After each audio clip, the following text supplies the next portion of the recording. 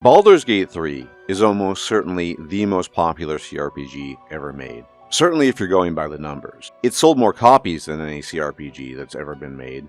I think the numbers are close to 20 million copies by now. And it's clearly a much beloved game. There's no question about that. So I want to say at the outset that if I'm being critical here, it's constructive criticism, and it's meant in a positive sense.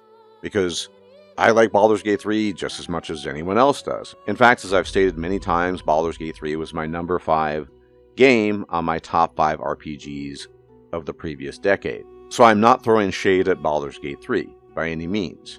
However, no game is perfect. We have to be honest about that. And Baldur's Gate 3 is just such a game that lacks perfection. It's a game that does many, if not most things, exceptionally well, which to my mind is the reason for its success. It's kind of what I would describe as a sort of all-rounder CRPG. A CRPG for the masses, so to speak, which is why it's so popular. It's a little bit tailored to everyone, and that is the reason why, in addition to its quality, it has succeeded.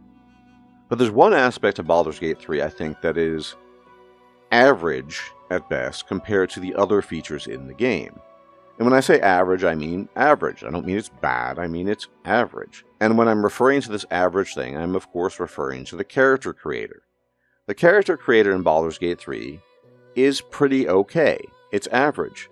And that's especially true when you line it up and compare it to other features in the game. Baldur's Gate 3 does a lot of things exceptionally well. I've stated this so many times already.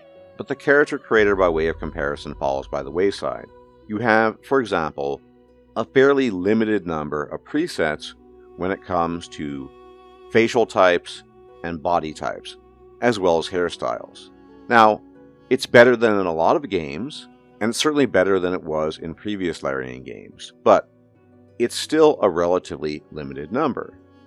And you might be asking yourself and me while you're watching this video right now as to why this is even important, because character creation, nobody really cares about that, right? But if you were to assume that, you'd be very wrong there. In fact, a cursory glance at any modding website, specifically the Nexus, will show you that some of the most endorsed mods, top 10 mods, top 20 mods, are mods that offer more hair types and more facial types, and to a more limited degree, more body types.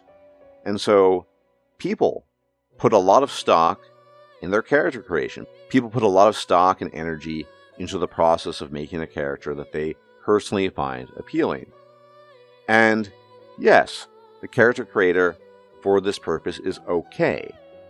But there are some things that are lacking, the 3 things I've mentioned. Sufficient hairstyles, sufficient facial types, and sufficient body types. And when I'm talking about types, I'm basically talking about presets. So there's a distinct lack of presets when it comes to character creation. Now, a lot of mods have taken care of this in the sense that they've added many different presets to the character creator. And so you can go a little bit more ham when it comes to character creation, but they're still just presets. And they don't cover the whole gamut of every race possible. For example, as we all know, Shorties, namely gnomes, halflings, and dwarves, my favorites, are not well represented by any means in the game. You know, they come in last in terms of popularity. As a consequence, there are virtually no mods that actually improve their presets. So there are almost no mods that improve head presets, very few for hair, and of course none for body, because who wants to play Shorties, right, apart from myself? But there is a solution here, lords and ladies. That solution is character sliders. Sliders serve the function of taking care of the primary issue of having a limited number of presets. Because even if you only had 5, 6, or 7 presets, as is the case in vanilla Baldur's Gate 3, you could use sliders to modify those presets extensively and thereby create a character that is appealing to you to a T, to the very smallest detail, so to speak. So whilst having more body presets and hair presets and face presets would be fantastic, it still doesn't get the job done. A true powerhouse of a character creator will always offer you the option of a character slider. And you see this in a game such as Dragon's Dogma 2. Now, is it the end of the world that Baldur's Gate 3 has no character slider? Not really.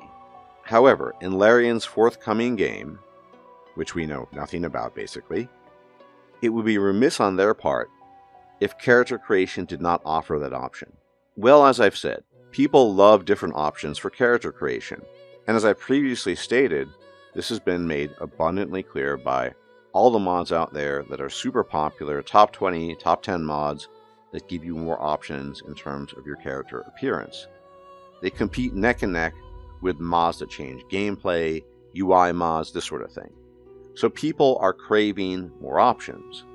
And how do you deliver those more options? You allow the player to craft their own character as they want. And the only way you can do this is a character slider.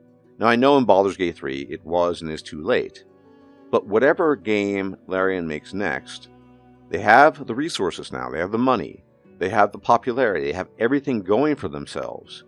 So the character creator, in addition to having more presets to work with, because more presets is good in terms of body type, and by that I mean the conventional meaning of body type, by the way, fat, skinny, tall, short, this sort of thing, more facial presets, more hair presets, and then going from those character presets, you make use of the sliders for your character in terms of body, in terms of hair, in terms of face, and you sculpt your character to exactly what you want to play, as opposed to the approximation that the presets represent. Now, I think that is a totally reasonable thing to ask for in the next Larian game. Like I said, they have the money, they have the resources, they have the experience. They just need to add that, and then their character creator will be excellent. They can take a page out of the Book of Dragon's Dogma, or other games that make copious use of sliders in terms of sculpting your character. Because ultimately, people love Baldur's Gate 3 for the immersive sim experience. That's really what it's about for most people. They don't love it for D&D, they don't love it for the game mechanics, they love it for the sim experience. And what makes a good sim experience? A good sim experience is predicated in part based on the characters you've made and created.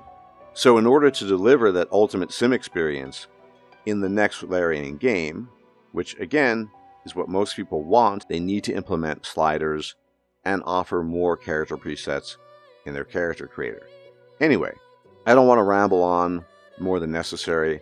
I've said my piece on this, but do let me know what you think in the comment section. I think most of us can agree the options are relatively limited in the BG3 character creator, and there could definitely be more, and indeed body and face sliders would be very beneficial in the future. But as always, thank you for tuning in. And if you like my videos and you like my takes, you can leave a like, comment, share, and subscribe. It's much appreciated, as it really helps out the channel, and I'll check you out next time. Take care.